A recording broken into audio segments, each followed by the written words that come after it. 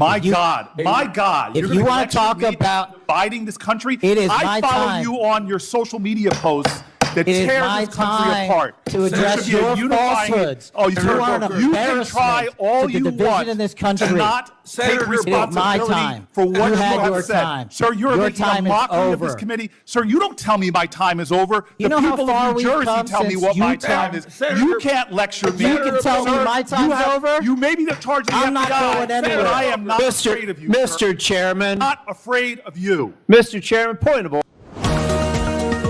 You are watching one of the most shameful hearings in the history of the U.S. Congress. Kash Patel, the FBI Director, the man Donald Trump installed at the very top of the federal law enforcement agency, is being grilled over how he has turned the FBI into a tool of political revenge. In today's video, we will revisit all the most important moments from that hearing. And I will show you that this is not just incompetence. This is deliberate destruction. Get ready. What you're about to see will give you chills. Before he was even officially sworn in, Kash Patel was already sitting down with the White House to discuss mass firings of FBI officials. Not because they were incompetent, but because they failed to meet the mark. And what exactly was that mark? Listen to him, answer it himself.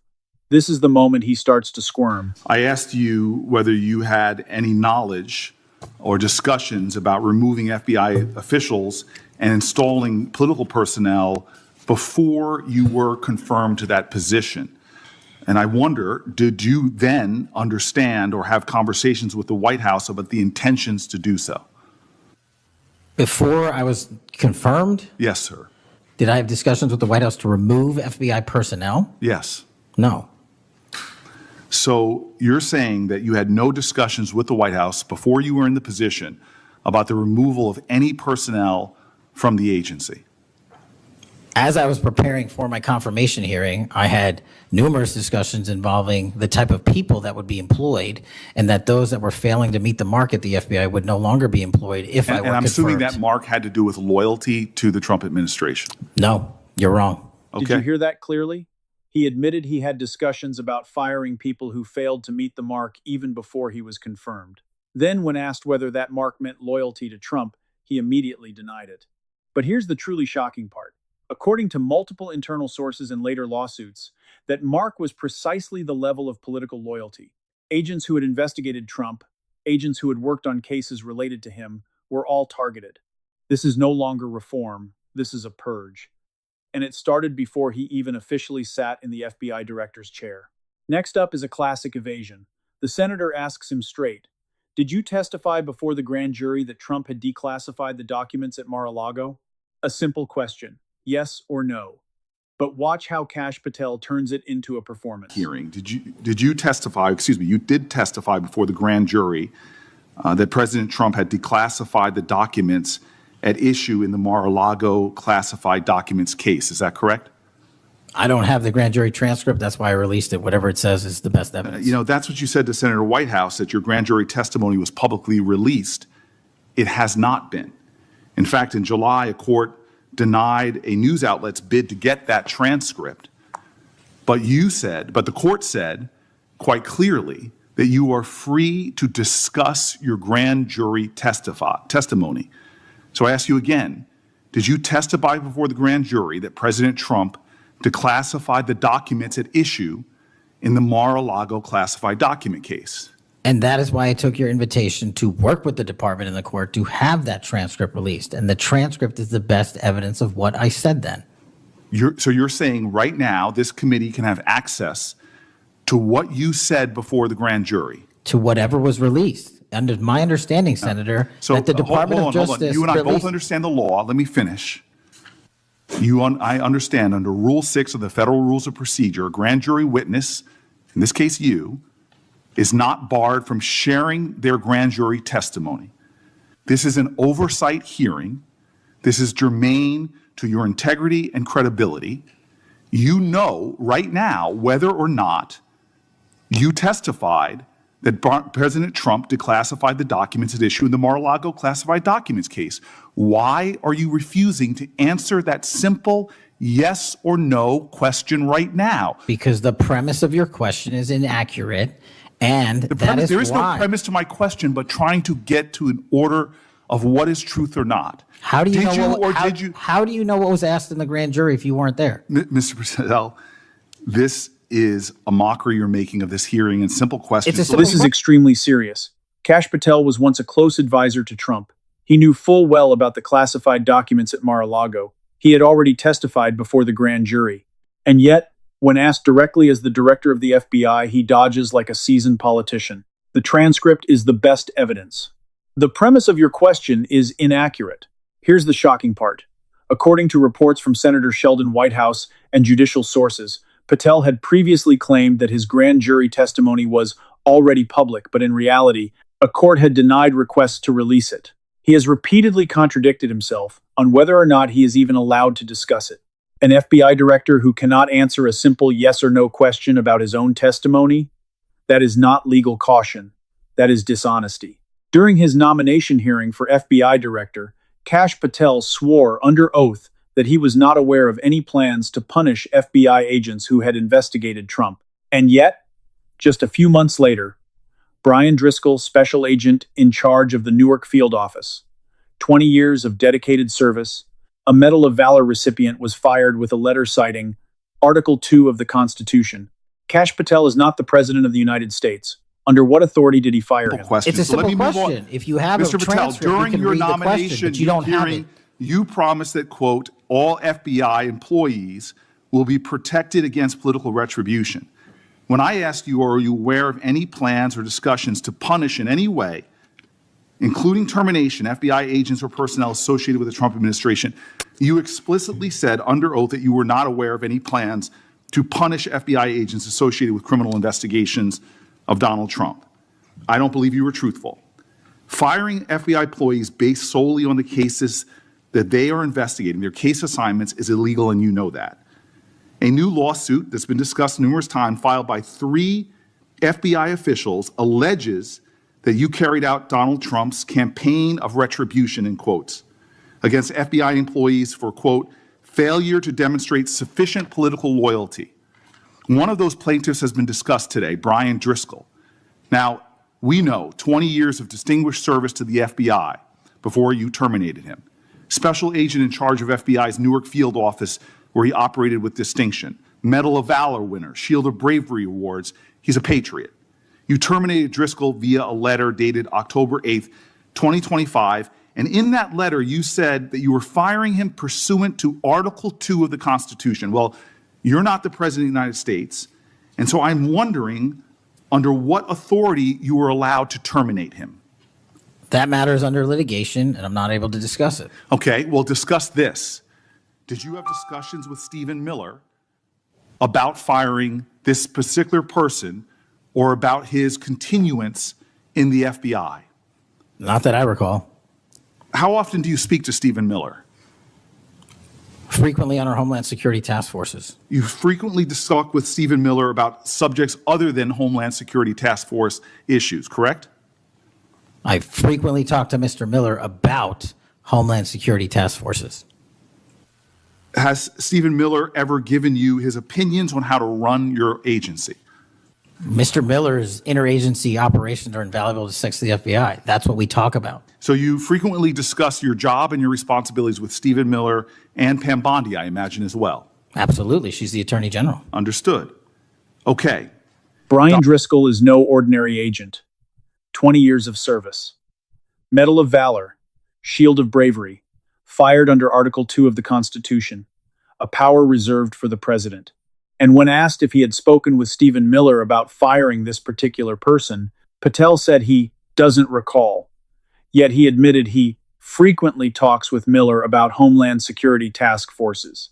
Here's the shocking part. Stephen Miller is widely known as the architect of hardline policies and absolute loyalty to Trump. The fact that the FBI director frequently discusses his job with a political figure like Miller, while denying any intention of a political purge, is a blaring red flag. 3 FBI officials have already filed a lawsuit. They allege they were retaliated against for failure to demonstrate sufficient political loyalty. This is no longer a rumor. This is an official lawsuit. And now comes the most devastating part. A senator has just summarized everything Kash Patel has done in only 8 months. 20% of FBI agents have been diverted to low-level immigration enforcement, task forces, fighting election interference, foreign influence, and public corruption, have been disbanded. Experienced agents have been pushed out, hiring standards have been lowered, and Patel himself admitted it will take 14 years to fill the vacancies. Listen to the entire thing. This is an indictment that doesn't even need a courtroom. Donald Trump promised to make us all safer. You have pushed out senior FBI agents with decades of knowledge and experience. In fact, this is the first time in FBI history that neither the director nor the deputy director have any experience with the FBI. You've shifted the agency's priorities primarily to pursuing Donald Trump's immigration enforcement agenda. According to ICE data, the Cato Institute, which is a conservative think tank, found that 20% of all agents have been diverted from their work to assist ICE immigration enforcement. 20%. Part of this operation is the work of mass law enforcement who jump out of cars, snatch people off streets at churches, schools, and their jobs and hospitals. Have there been any FBI agents who investigate crimes against children that have been assigned to immigration enforcement, yes or no?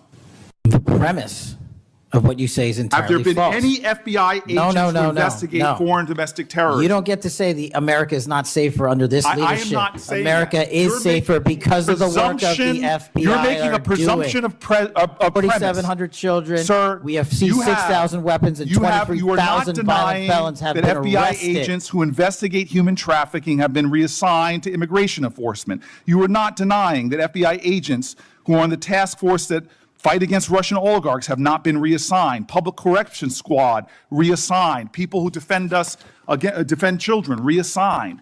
You're not denying that. I've seen you time and time again attack my colleagues' premises of questions as a way to not answer the question. So let me end with this. I believe you have made our country weaker and less safe. I believe that we are more vulnerable to a major event, and I pray to God it doesn't happen. You've gutted the Bureau of Institutional Knowledge and Expertise.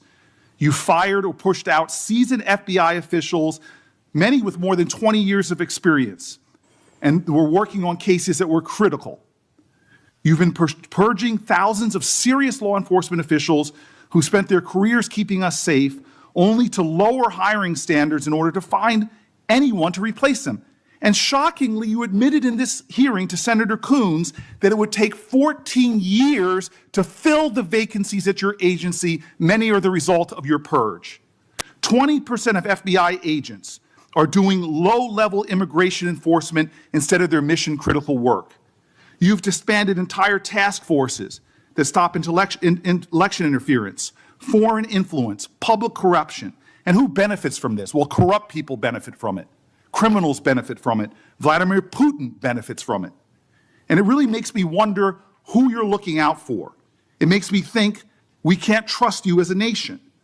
You swear to release the Epstein files, but now you're withholding the Epstein files. You claim that you have a suspect in a serious assassination. Whoops, then you don't have a suspect. You know nothing about plans to remove FBI agents, yet you're directly involved in those plans. In the words of an ex-FBI official, you are overseeing, and I quote, generational destruction of the nation's premier law enforcement agency. Mr. Patel, in just 8 months, you have assaulted the institutional integrity of the FBI. But I know FBI field agents. I've worked with them in Newark. No matter how truly bad you are, you can't undermine the legacy of agents who fight every day to keep us safe, but you can tarnish the integrity of the agency and undermine the agency's capacity. I believe you're failing as a leader, and that your failure does have serious implications for the safety and security of Americans and our families. We're more vulnerable to domestic and foreign attack because of your failures of leadership. I don't think you're fit to hand the Bureau, but here's the thing, Mr. Patel. I think you're not going to be around long. I think this might be your last oversight hearing. Because as much as you supplicate yourself to the will of Donald Trump and not the Constitution of the United States of America, Donald Trump has shown us in his first term and in this term, he is not loyal to people like you. He will cut you loose. This may be the last time I have a hearing with you because I don't think you're long for your job. But I'm going to tell you this, I pray for you. I pray for you that you can step up and defend your oath, defend the Constitution, and do a much better job of defending this country. Thank you, Mr. Chairman. You just heard a brutal truth. For the first time in FBI history, neither the director nor the deputy director has any experience working inside the FBI. 20% of the workforce has been pulled away to do immigration enforcement. Teams fighting human trafficking, domestic terrorism, and Russian oligarchs have been stripped of personnel. Who benefits? Criminals, corrupt people. And as the senator correctly said, Vladimir Putin. Even more shocking, Patel publicly promised to release the Epstein files. Now he's withholding them. He claimed there was a suspect in a serious assassination case, then suddenly said there wasn't one. Contradiction after contradiction. This is not leadership. This is systematic destruction. And it's happening right in front of our eyes. And to close out the hearing, we get an explosive moment. When the committee chairman tried to cut him off, the senator from New Jersey refused to yield an inch. I am not afraid of you, Mr. Chairman. Do you want to say anything? Yes, at this sir. point? That rant of false information does not bring this country together. If you want to work on bringing this country, it's my time, not yours. My If you- God. If You're you gonna want to lecture talk me about, dividing this country. It is I my follow time. you on your social media posts that it is tear my this country time apart. to There address should be a your unifying- falsehoods. Oh, You are an you can try embarrassment all to the you division want in this country. to not Senator, take it is my responsibility time. for what You you had your have said. time. Sir, you're Your making a time is mockery of this over. committee. Sir, you don't tell me my time is over. You The know how people far of New we've Jersey come tell me since what my you time tell- is. Senator, You can't lecture me. You can tell me Sir, my time's over? You may be the charge of the I'm not FBI, going anywhere. but I am not afraid of you, sir. Mr. Chairman. Not afraid of you. Mr. Chairman, point